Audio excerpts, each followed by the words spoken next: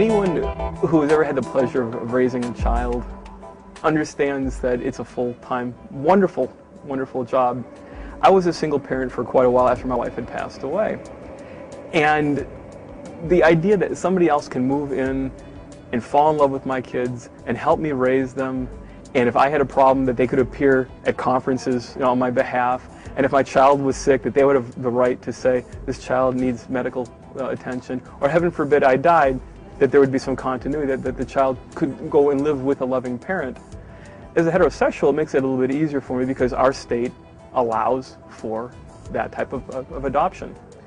However, for family members and friends of mine who are in gay relationships, there are children involved. The children see the second parent as a parent. They see this parent as a loving, concerned, compassionate advocate.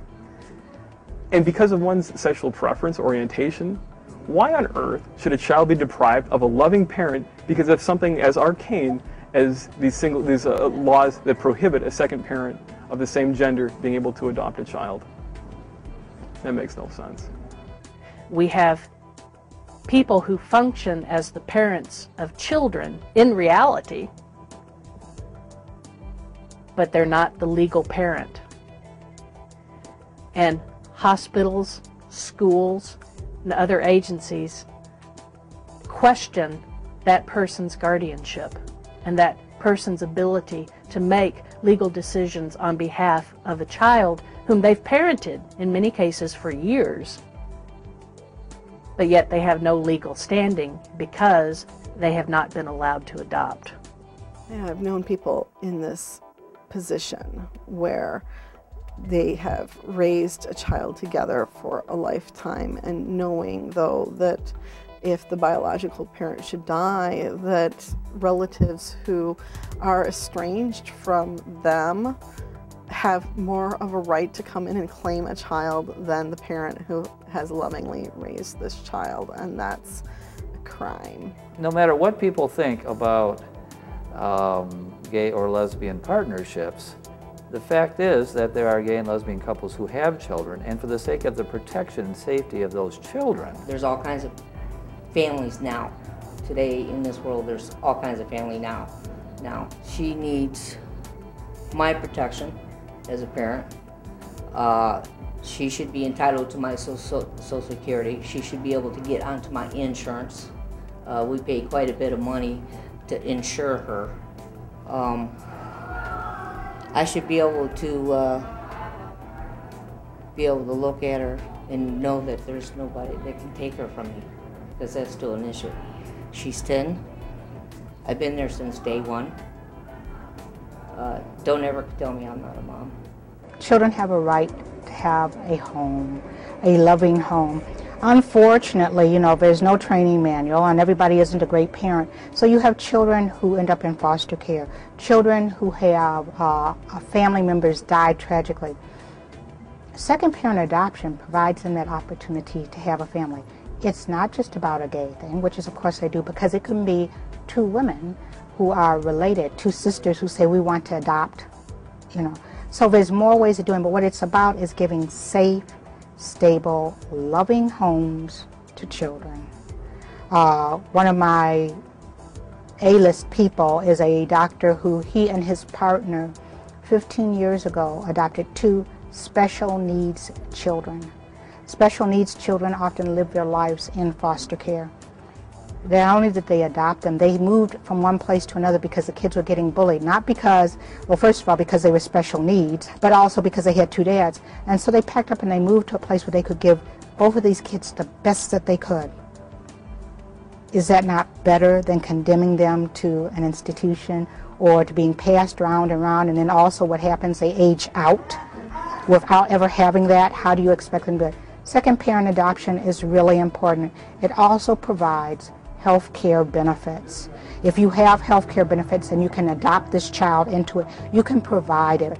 There are so many children that have no insurance, where they're living with family members, they're living with that, but because of that relationship, they cannot get qualified. We have so many children needing good families right now. people think that adoption is really hard to get a child, but the truth is that there are children out there going without a loving home who need one in order to be provided with good, stable environments. And anything that can help children is something that we need to support. I basically grew up in a household with my grandmother raising me, and I did not have my mother and my father there, but I yet received the love that I needed as a child. And so I say again, when it comes to a child and the loving of a child, it doesn't matter where the love is coming from, whether it's same gender loving people or whether it's, you know, heterosexuals. I just think that children ought to be loved and definitely taken care of. Because it's always hanging over my head. If I don't do something that her parent, that her biological mom doesn't like or agree with, there's always that fear. And don't worry about it, because I don't think it'll ever happen. Oh, but it's a fear in the back of my head. But right now I don't want to talk about it too much because I don't want to put this fear in her. But it's there. I shouldn't have to go through that. I'm committed to her. This is a situation that I could have easily walked away. But I chose her and her biological mom and I, when we were together, we chose to have her and make a family. And we're still a family. I would be frightened for my children's welfare. I would be frightened for the welfare of children, because ultimately they are the people who may suffer because of our inability to accommodate a changing family structure, to identify all families as valuable families, to understand that a family is not just a mother and a father, 2.5 kids, a white picket fence, and a dog,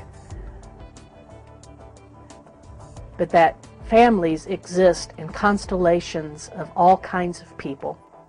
The truth is that the studies haven't shown that there's any difference in being raised by 2 women, 2 men, or 1 woman and 1 man. And but the studies have shown that children need to be with loving parents. And so let's get them there. I think it's time that our laws allowed for those families to exist together in love and in safety.